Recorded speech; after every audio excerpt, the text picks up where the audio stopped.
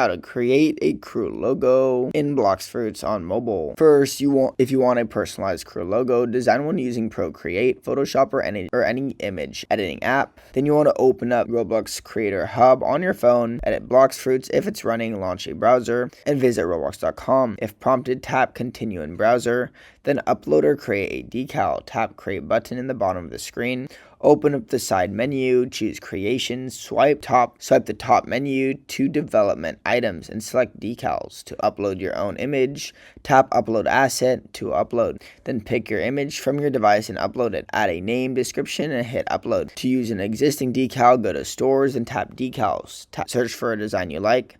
Tap to open its page, then copy the decal URL. Tap Get Decal to save it to your inventory for future use. Then set the logo in Blox Fruits. Reopen Blox Fruits and go to the crew menu. Find the logo link field and paste it in the copied decal URL. Tap Return or Done to apply. You should now see your crew logo in preview. If this video helped you, subscribe, but for now, goodbye.